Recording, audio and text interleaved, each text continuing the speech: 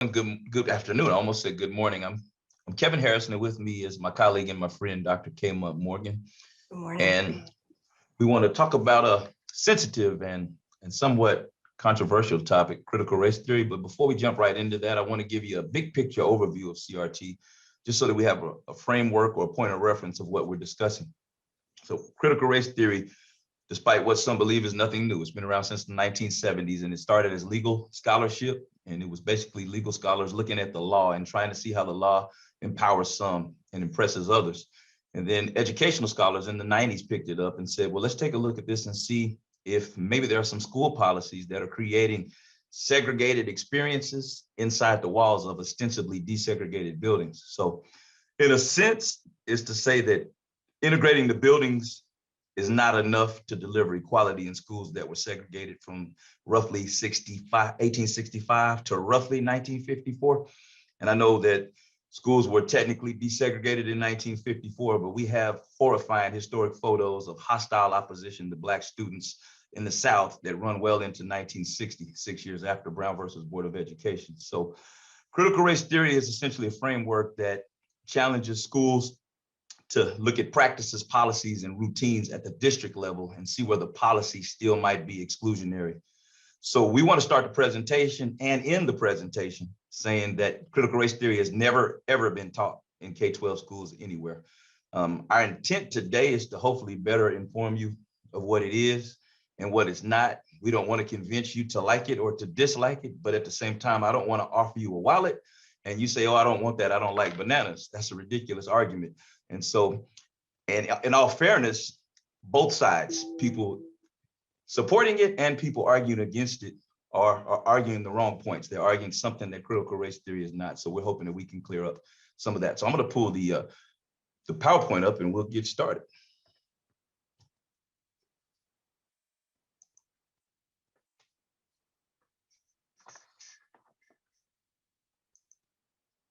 Yep, is that it? Give me a second here.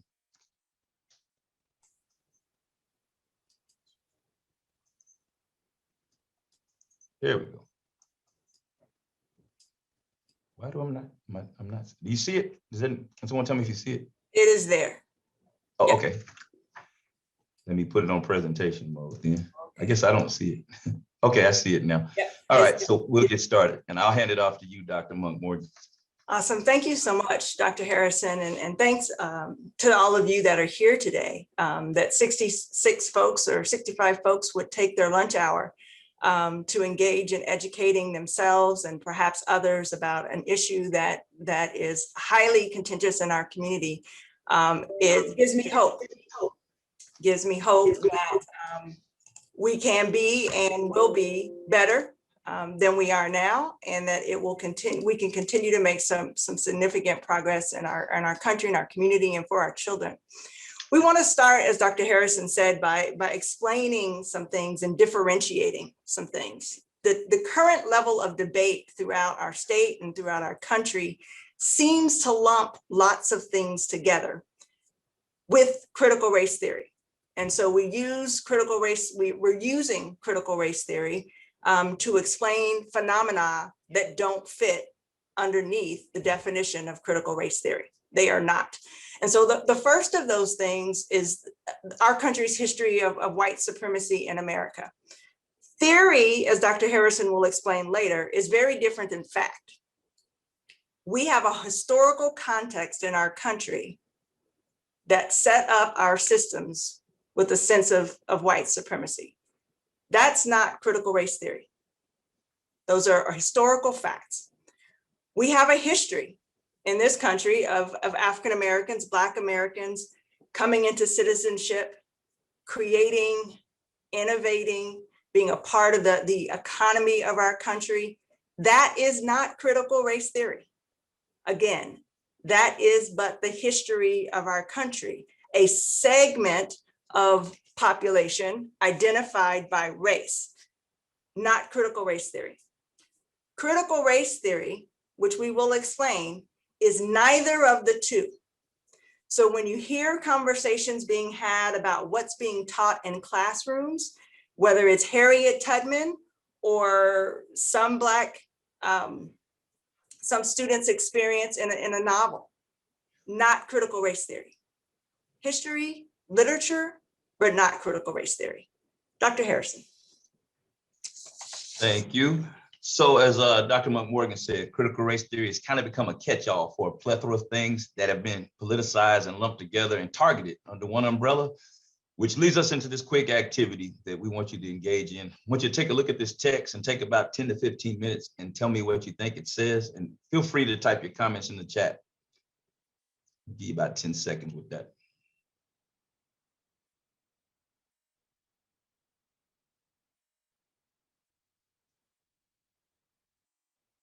So normally when we do this in person, it's interactive, but I see some of the response coming.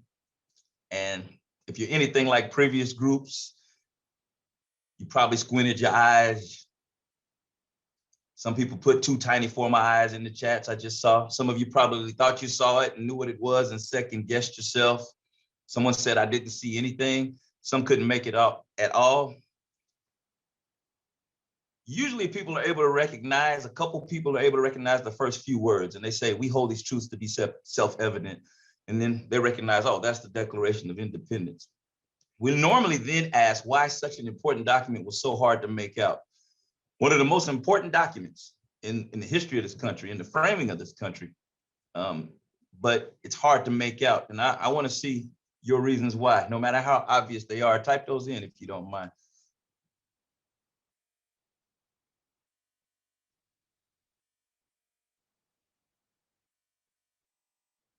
I see too tiny. Give me a couple other ones.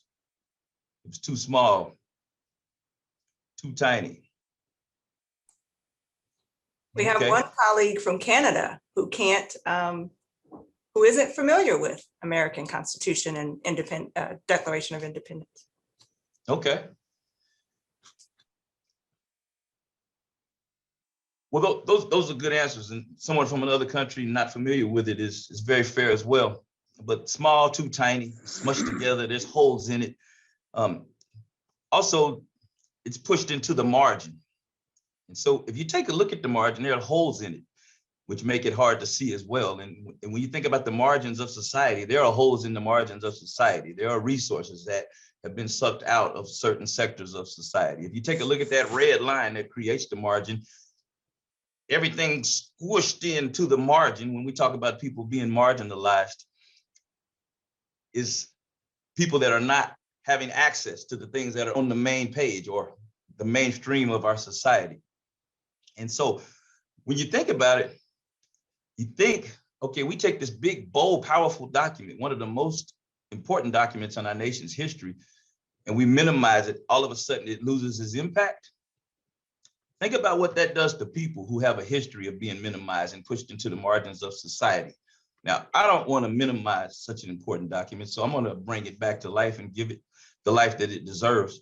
But at the same time, I think this exercise gives us a good framework when looking at how people of color, Black in particular, have been minimized, marginalized, and mistreated throughout history. And here are a couple photos that speak to that. So the movie 1915, Birth of the Nation, and I'll give you a quick overview of the storyline. It's the first film ever shown in the White House. Let's start there, but 2.5 hours, and it takes 2.5 hours to say this: all Black men want to rape white women, but thank God for the Ku Klux Klan, these heroic men of valor, to come and save the day. To which, after watching it, President Woodrow Wilson said, it's like writing history with lightning. My only regret is that it's all so very true. That was a long time ago, so let's talk about our current president, Joe Biden, who in the 1970s as a senator said, I'm against forced busing because it will create schools for my kids that will be racial jungles. Same Biden that in 2008 in the Democratic presidential primary said this about his opponent, Barack Obama. He says, this is the first time in American mainstream history that we see a Black man who's articulate, clean, smart, and an overall good-looking guy. Wow. It's the first time you ever seen a clean Black man. Amazing. Moving on over, you have a picture of a struggling actor, Thomas Dartmouth Rice. And he creates this Jim Crow character, which basically humiliates Black people through these deficit formed and just over imaginative, inaccurate stereotypes. But then to add insult to injury, from 1877 to 1964, these Jim Crow character, this is the name given to the laws that segregate America. Equally humiliating is signs everywhere that say whites only or no Blacks allowed, including in places of housing. When you think about housing being the #1 wealth building mechanism in America, and then you think about the current wealth gap, you have to also think back to the disparity in housing that took place during the New Deal. And so you have some progressive Black people who go and start their own communities, separate autonomous communities, such as your Rosewood, Florida in 1923, your Black Wall Street in 1921. And oftentimes these are burnt down. And so this is kind of just a rough pictorial overview of some of the things that have happened to Black people in America. We could go all day on just that. We can go all the way to 2022, today probably. But oftentimes people criticize critical race theory and the teaching of Black history without knowing what it is. And in doing that without having the proper information, it's almost like admitting to having a lack of empathy for some of these things I just pointed out, which is the reason Dr. King was so powerful. Dr. King was powerful because he was able to appeal to people's empathy through his eloquent mastery of the English language and his usage of words, both in writing and in speeches. I want to look at what he said in the Birmingham jail real quick. This is not the whole speech. I would encourage you to go look at it. And I'm not going to even read all of this word for word, but I want to kind of touch on some of the things. So just an overview of the letter. He's in jail in Birmingham and he gets a letter from 8 Alabama white clergymen, and they're saying, hey, why don't you quit stirring up commotion? Why don't you just wait? The laws will eventually change, just wait. And of course, we know laws don't eventually change. We have to challenge laws, which is kind of what critical race theory is all about, which we'll get to in a second. But he says, it's easy for you to say, wait, if you've never felt the stinging darts of segregation. He goes on to explain what some of those stinging darts are. We see hate-filled policemen brutalize and kill Black brothers and sisters. We see that today. We see 20 million Negro brothers in airtight cages of poverty, i.e. the margins that I just showed you. Talks about, I want to take my daughter to the amusement park that was just advertised on television and I can't. And so they don't allow colored children, and automatically this kid starts to feel inferior. The same way kids feel when they go through pages and pages of history books and don't see people that look like them. And then the last one I will read, when you're harried by day and haunted by night by the fact that you're a Negro, living constantly at tiptoe stance, never knowing what to expect next, and plagued with inner fears and outer resentments, when you are forever fighting a degenerating sense of nobodiness, then you will understand why we find it difficult to wait. I'll pass it over to Dr. Monk-Morgan. So on our first slide, we started to talk about what CRT isn't. CRT is not the history of white supremacy in America. We're not here to talk about 1619 or any articles or movies, but it's documented that 1619 was a pivotal point in the African-American slave trade. It is documented, it is historical that our nation's Constitution, Article 1, states that Blacks were to be considered 3/5 of a person. It is factual that Southern leaders and white militant groups such as the KKK used violence and intimidation to spread white supremacy long after the Civil War had come to conclusion. It is fact that in some cases, Texas, we celebrate Juneteenth to this day because folks were kept in bondage well after the freeing of the enslaved people in the South. These things are not debatable. They're not theoretical. They are facts that are a part of the history and intertwined in the fabric of our country.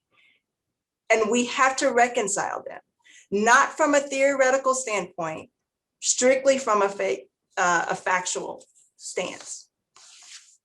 Dr. Harrison. All right.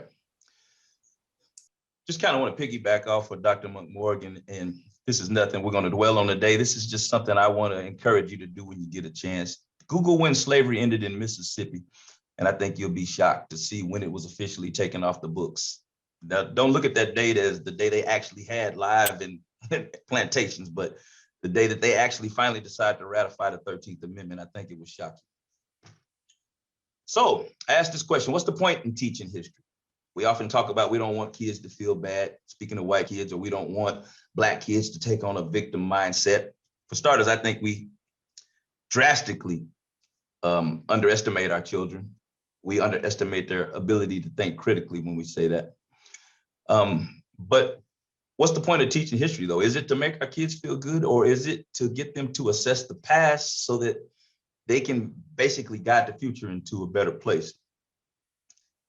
I don't have to answer. That's something I want you to think about. But this is a picture of Diogenes. He's the ancient Greek philosopher. And if you notice, he's holding a lantern in his hand.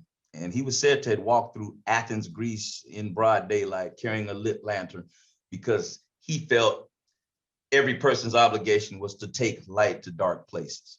Now, I'm going to go one step further. I think teaching history correctly to our children, I think making our children understand how they connect with each other and understanding how we got to this point, I think that embraces and enlightens and enhances diversity. And I think that helps us take light to dark places. I think that helps us share perspectives and make the world a better place. But I'll even go one step further. I will even say that the light bulbs over our heads in whatever room you're sitting in can't be possible without diversity. So we have two inventors, two genius inventors. You might recognize the one on the right. You probably don't recognize the one to your left. To the right is the inventor of the light bulb, Thomas Edison. The light bulb is a useless invention until it's enhanced by the inventor on the left, Lewis Latimer. Lewis Latimer created the carbon filament inside the light bulb. Prior to that, it was a paper filament. What does that mean? It meant that the light bulb would burn out about every 35 to 40 seconds. So as soon as you had light for a little bit less than a minute, you had to change the light bulb. We're thinking about a time in history that was racially tumultuous, but the ingenuity of these two men brought them together to literally put light in dark places. And that's the power of diversity. And we enhance that power of diversity by allowing our kids to critically think, by censoring what they learn, by censoring their speech, by thinking that they can't handle real content that happened in this country, is minimizing that. If we think about it, in Germany, they teach the Holocaust. I don't think that empowers kids to feel guilty. I think they need to learn it so that they don't repeat that history. I think it would be good for Black kids to learn about Dr. Daniel Hale Williams creating, one of the first open heart surgeries in this country, or blood transfusions not possible without Dr. Charles Drew, or treatment for blue baby syndrome not possible without Dr. Vivian Thomas. We can even look in Kansas. To my left, George Washington Carver. A lot of people don't know this. He graduated high school an hour and a half from here in Minneapolis, Kansas. More important, he didn't invent peanut butter. And I think our kids need to know that. Most Black kids I talk to think he invented peanut butter. He saved two major industries. He saved the Southern farming industry, and he saved the American automobile industry. I'll talk to you about the automobile industry. There was a rubber shortage after World War II. And he taught Henry Ford how to use plant-based rubber substitutes so that he could continue manufacturing cars. In the middle is Dr. Martin Luther King. You ask, well, what's his connection to Kansas? Well, he came here to Bethel College in Newton on January 21st, 1960, and he gave a speech called The Future of Integration. Kansas was a very important place for the civil rights movement, even prior to the civil rights movement. Let's not forget, Kansas is the state that bled for slavery. And then to the right is a Wichita-born attorney, Ronald Hollowell. He was Dr. King's attorney. He also desegregated the University of Georgia. University of Georgia just won a national championship with 85% Black players. I think the University of Georgia benefited from desegregating that university, as well as the Black students that attended there, because there's value in diversity. There's no value in separating people. I think it's empowerment in teaching our Black girls and other girls of color, people who look like them, who've done outstanding things, like creating touch-tone telephones and even toilet paper holders and home security systems. Dr. Monk Morgan. CRT found its way into the lexicon of Americans all over our country, rural, urban, suburban, exurban even, as a part of the dialogue about what our children are learning in school. And under the guise of wanting to make sure that we're protecting their minds. And as Dr. Harrison already alluded, what better way to expand our children's minds and create opportunities for critical thinking than to teach them to unpack the history that is a part of the very country that we hope they will serve as leaders. One of the things that we think is really important, particularly as we talk about what critical race theory is the context in which these conversations are being had. This slide here demonstrates the diversity of our local school district, for those of you that call Wichita or Sedgwick County home. And the fact that the minority population, or what has historically been referred to as minoritized populations, outnumber those students that would be of Caucasian descent, or formerly called majority students. And so when we're talking about the educational opportunity that's provided to students and what they have access to, what their curriculum reflects, as Dr. Harrison stated, it's empowering for African-American students to hear their history, but it's also enlightening for every other student to hear a history that may be something different than what they grew up hearing just by proximity. And so when we think about CRT is a tool that schools can use, university administrators, district personnel, to look inward at policy, the practices and their training to examine why students of color have segregated experiences within the walls of desegregated buildings. And you ask, why would they have segregated experiences within desegregated buildings? There's something about the outcomes that indicate that something different is happening for our African-American, our Hispanic students, our Asian students even, that's not happening to and for our white students. And in order for us to have the economy that our country needs, for us to have the societal pillars that we need, all students need to be able to perform and add to what is the hallmark benchmarks of our country. And so when we think about critical race theory as a tool, the types of things that might be associated with K-12 education, or even at the higher ed level, a researcher might say there are disproportionate suspension rates in our district. We want to figure out what that is. Why is it that we have so many more students of Hispanic heritage that are being suspended? Or are there policies that negatively impact our graduation rates, or the diversity of our buildings, right? Is there any disparity in how we've drawn our district boundaries such that we've created barriers for students to access or to have after school opportunities? And what type of funding is being available, not district wide, but by individual school building? And so when we talk about CRT, it is not a concept taught in a classroom. It is a lens applied to any number of phenomena that are happening in a system in order to help people better understand that system.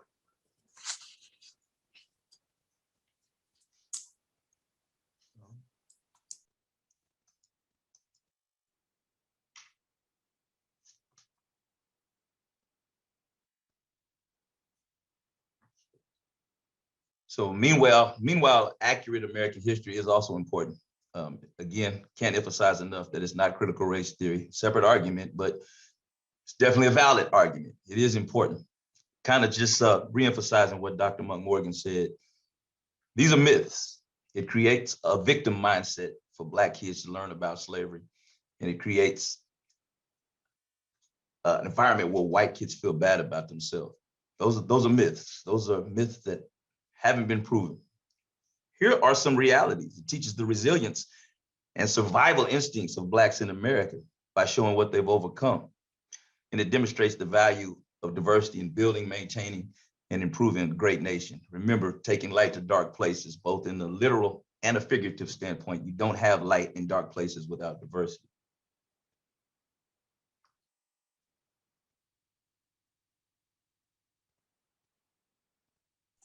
So we talked about what it isn't. CRT is not to be confused with teaching the history of white supremacy in this country. It did exist, factual, can't get away from that.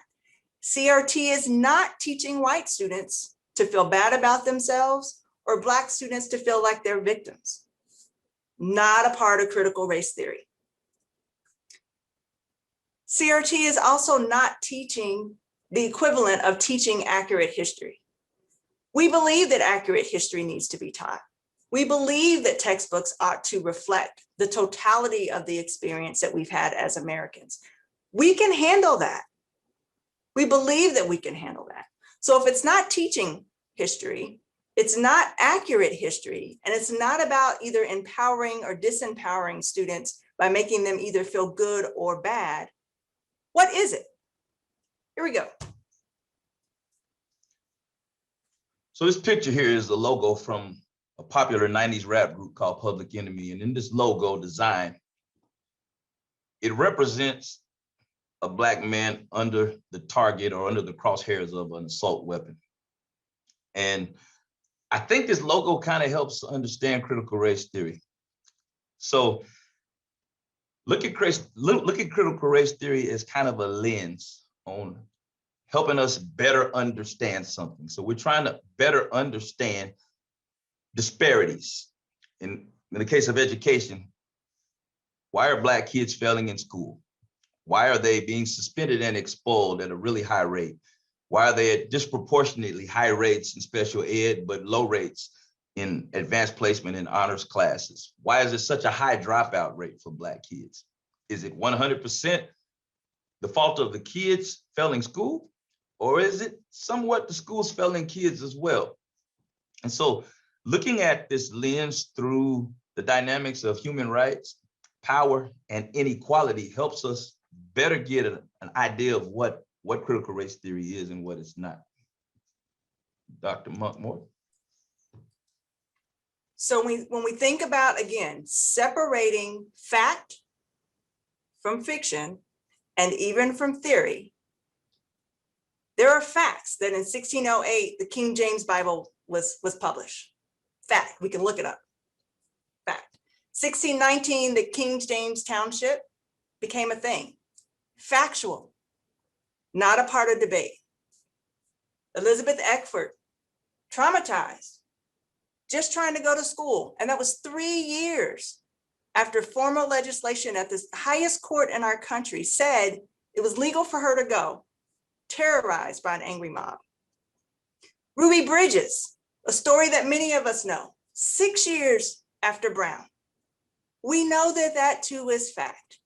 We also know about the Dawes Act. I mentioned that before, the 3/5 Compromise, the Indian Removal Act, the Indian Inclusion Act, legal segregation, Jim Crow laws, all those things, we know them to be fact. The bottom slide shows theory, the lens that Dr. Harrison has referred to. In 1970s, researchers looked at post-civil rights movement and tried to decide if the civil rights had been provided, how did it work? Determined that the progress that we thought would be made from Martin Luther King and others had not been achieved. Civil rights had been dismantled. So there's a question of, well, perhaps the laws and policies are still in place that help make sure that civil rights aren't solidified, codified in a way where our country is moving forward. And so you see then in 1990, continued conversation where the theory for the first time was applied to education at the district level. Again, an administrative tool used by researchers, scholars, superintendents, district personnel to explain phenomena of what's happening in a school building, not teaching it to students, not history, accurate or inaccurate. Dr. Harrison.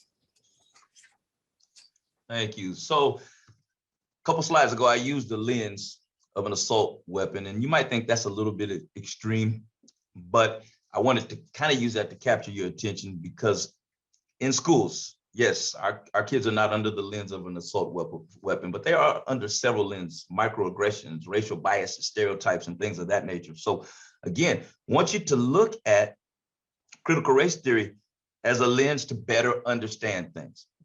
Take a look at this telescope. It helps us better understand space. Take a look at this microscope. It helps us to better understand cells. Well, critical race theory is a scope just like these that helps us better understand the dynamics of power and inequality as they pertain to race.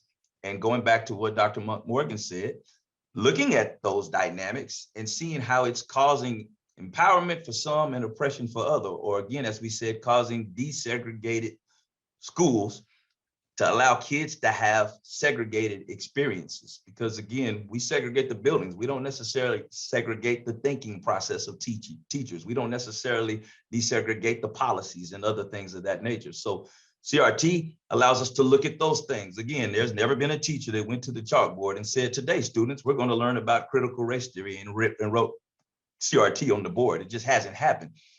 But it is a lens that allows us to look at how children are having disparaging situations and experiences in schools. So attacking critical race theory is no different than attacking these instruments, this telescope and this microscope.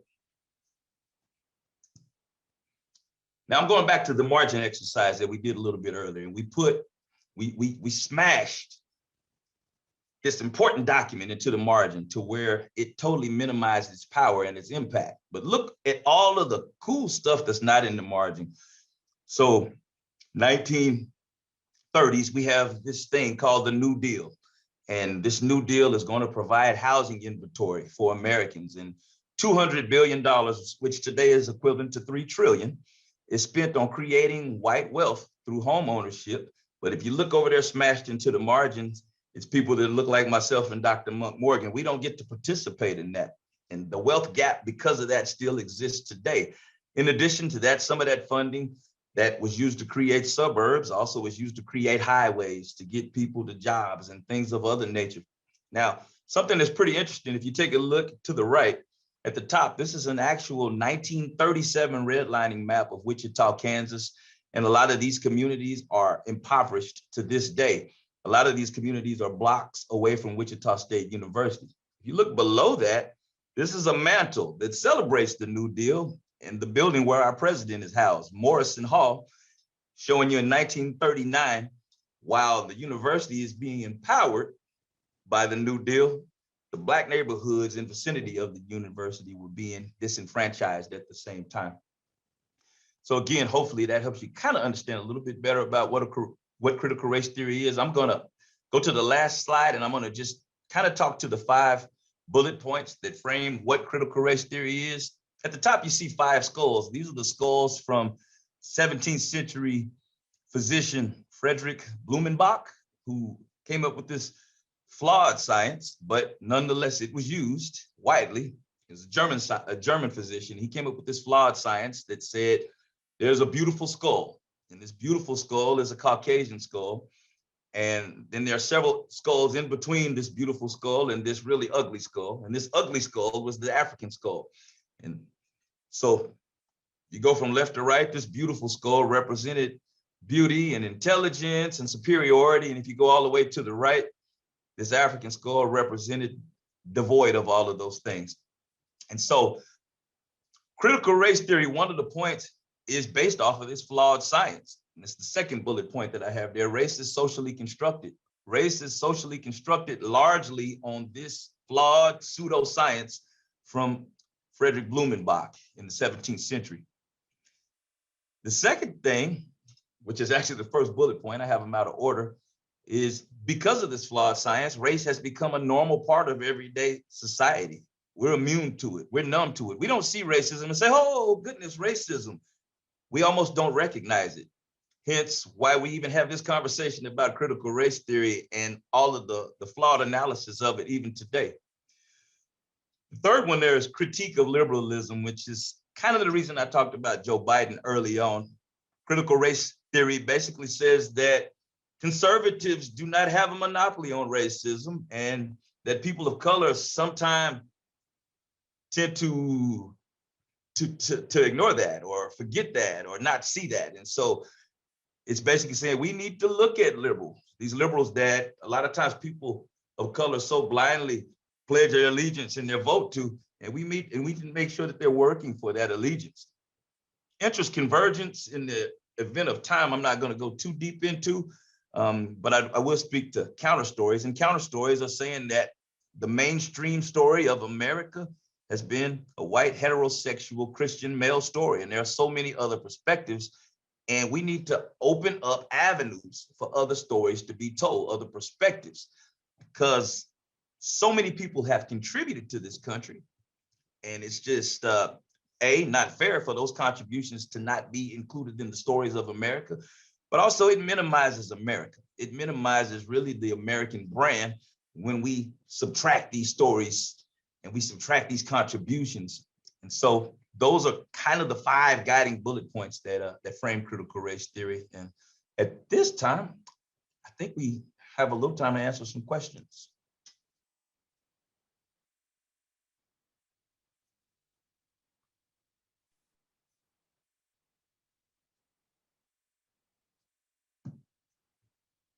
One of the questions that came up in the chat right when you were talking about Dr. King was, is it your suggestion, or are we putting forward that Dr. King isn't a part of American history, or that his engagement over decades is not a part of the canon of history in our country? You might want to respond to that, Dr. Harrison. Yeah, I don't mind at all. Yeah, I would never suggest that King is not part of history. I think the fact that his birthday is a national holiday speaks to his place in history. I didn't share that to say that. I shared that to speak to empathy. I shared that to say that oftentimes the Black experience, critical race theory included, is attacked from a place that doesn't have empathy. And so I spoke to that to show that King had a way of appealing to empathy. And I spoke to that to show that because of that empathy, we have, in fact, that letter is the underpinning of the Civil Rights Act of 1964. So because of his way with words, he was able to draw on people's empathy and change their perspectives and make progress. But yeah, I know I wasn't trying to minimize his place in history. So if I did that, I apologize, because I think King is a rock star, in my opinion. Awesome. One of the questions in the chat by Alexander has placed in there is, why do we think critical race theory is being misunderstood or misused by politicians? And I'll take a stab at that. And then Dr. Harrison, you fix where I go awry. I think it's a matter of, Barbara called it fear. I had an opportunity to have what I thought was a very powerful conversation with one of our state legislators not long ago. We were participating in an activity together such that we created a relationship. There was some mutual respect, some foundational pieces where he felt like he could, he happened to be white, male and over the age of 60, and approached me and said, hey, I want to know what you think about critical race theory. And because I had a rapport with him, and Dr. Harrison and I and others like us get asked those questions all the time, decided to take the opportunity for education. And so I shared with him what I thought, and his response to me was a very vulnerable one, in which he said, how would you feel if you woke up one day and learned that everything you thought you knew about who you were and your history was wrong? And I thought, wow, right? The power in being able to share the vulnerability of the underlying angst for him wasn't about what kids are learning. It's about, I thought this was the case and I was on the right side of history. And now that I'm learning, I'm finding out that I wasn't. And so this was about him. So I think a lot of what is happening is at a very cellular level with individual folks who are afraid that it implicates them in some way. And frankly, systems are created to, someone talked about systems in the chat earlier. Systems are created to protect themselves. The body is a system, right? And you get a cold because your body is fighting off whatever negative energies have invaded, and you sneeze to get things out of your body, right? So our country is indeed a system. And in order to move things forward, it causes illness. We have to get, there may be a phrase of unwell so that we can begin a healing process. We don't want to be unwell. We don't want to be in a place of discomfort. We don't want to peel the layers to have those conversations. And so I think it's misunderstood and misused. I think the misuse part comes as an approach, as Sheila has stated in the chat, to maintain and to gain power. Kevin, anything you would add to that? Yeah, I'll add a couple of things. You know, critical race theory has caused fear because it's been unfairly weaponized. And I think a large reason for that, a Black president, then you have a blue Georgia. That scares people.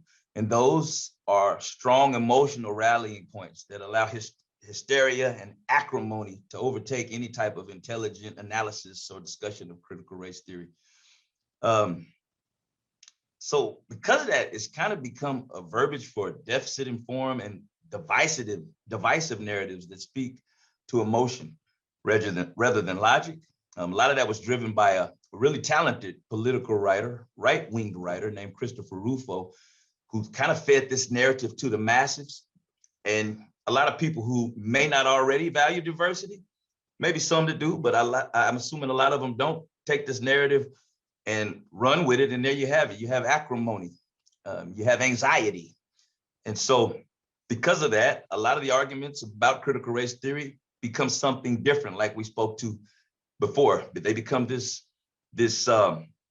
catch-all, more or less, to attack a variety of highly politicized flashpoints, not limited to DEI and wokeness. And even I see some LGBTQ narratives kind of falling under these attacks as well, not limited to those things, but just a catch-all for just a variety of things. And it's really highly politicized. That's why I kind of appreciate the conversation that Dr. Monk Morgan shared with her and her colleague, because we can not understand one another, but we can sit down and try to understand one another better. That's how we get better. Yelling and hollering and, oh, I hate you and I hate critical race theory and everything it stands for, without sitting down, having a conversation, we don't get anywhere with that. So.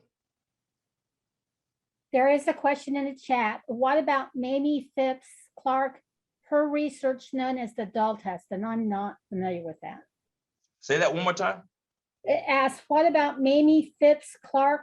Her research known as the doll test. And it has inherent biases, and I'm not familiar with that. So the doll test that our friend, I can't see who put that in the chat, our friend who dropped that in the chat, is historical research where children in, I want to say kindergarten, first grade, were given opportunities to select a doll. Yes. Okay, a doll. And they were asked questions like, which doll is a good doll? Which doll is a dirty doll? Which doll would you like to have? And time again, both white students and African-American students or Black students chose the white doll. And so that research undergirds exactly what I think Dr. Harrison alluded to earlier, is that if our kids don't ever see themselves in the education system, if you're on the margin, you want to be what's not marginalized. You want to be what's elevated. And so that inherent bias isn't inherent. We aren't born with that bias. We're taught the bias. Society shows us pretty girls have blonde hair, not Black girls with braids. I'll never forget the first time someone said, oh, you're so pretty for a Black girl. Oh. Yeah, right? So our society has these, this system has these pieces that are built into it. That's the white supremacy piece. If all you ever see are blue-eyed, blonde-haired girls, and you're a brown-skinned, brown-eyed girl, you know that you're not the thing. You're not the special one. You want to be other. So that inherent bias comes as it's not born into any individual person. It's taught. And so when we talk about critical race theory and separating that from appropriate and accurate education, it allows people who are othered to be centered. The conversations that are being had now around K-12 education and transparency, and we want to take these books out because they talk about Black people. Well, every book I ever read was about white people. How much more empowered would I be if I'd read a story that had me at the center? And how much better would my white friends, what better landscape or experience might they have had if they'd had an opportunity to see me centered? And so, again, not calling for folks to be pro and or against, but to just be critical in your approach to peeling onions. Critical race theory asks us as researchers to look at a phenomena and say, why is that happening? And are there racial implications for that? And at some point we may say, no. Nope, that's not it. Empirical data will demonstrate that that is not the case. But there are places in our society where we know already that that's at the foundation. Lots of good research around that. Great, thanks for bringing that question up. Suzanne's got a question in the chat. Isn't it the height of irony that a predominantly white establishment has expected all Americans for centuries to be able to relate and see themselves in the experiences of white men in America, but apparently the reverse is either unacceptable or simply impossible? It's frightening. It's frightening. When you have been the center, you know, think about children. I'm a mother of two, and some of you may have children, and the experience the first child has when the baby is coming, right?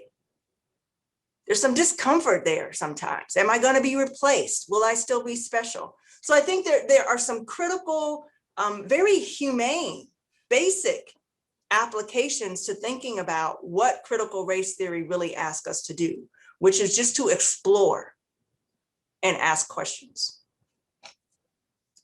There is a quick question on whether this can be presented to the Wichita School Board.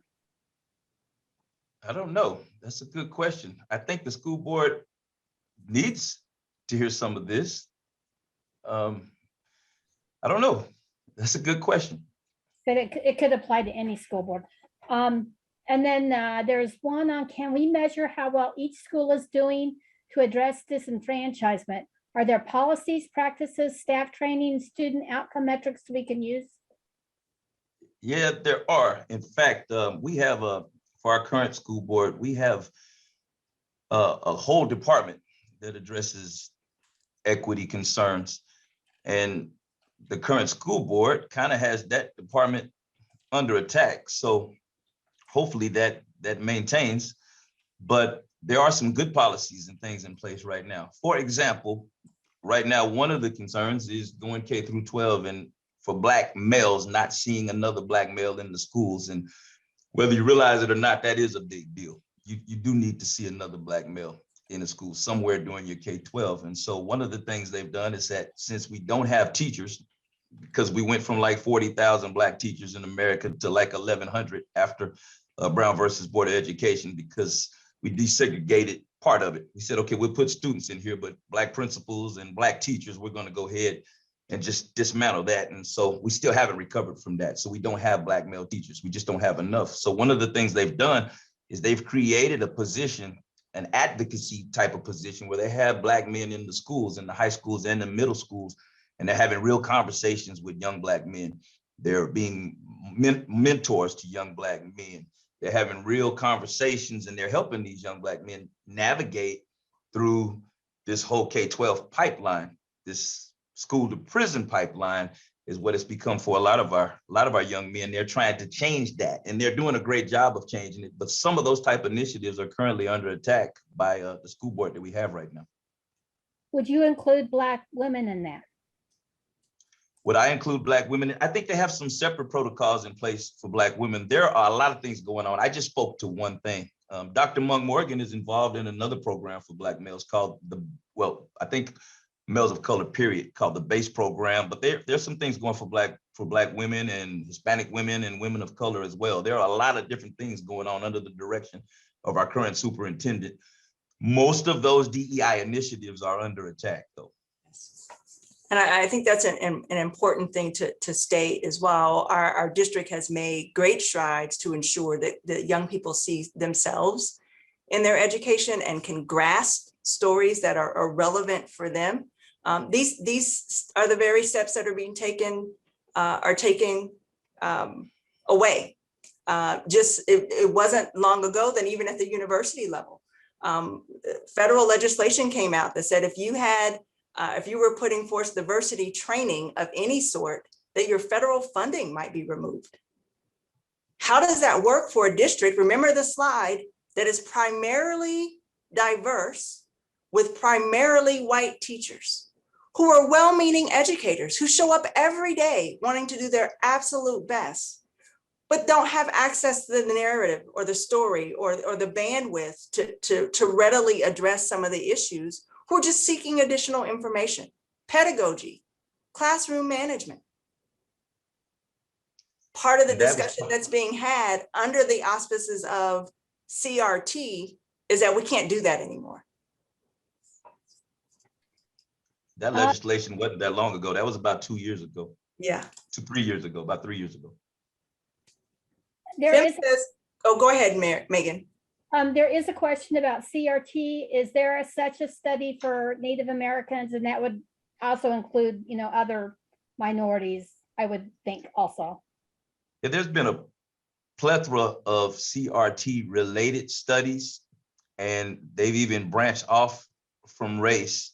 Some of the critical race theory studies have branched off from race, and they've looked at other things like discrimination against LGBTQ populations, discrimination against students that are dealing with physical handicaps and ableism. But CRT has been the framework for a lot of different studies that have branched out to look at other disparities, but using a similar lens.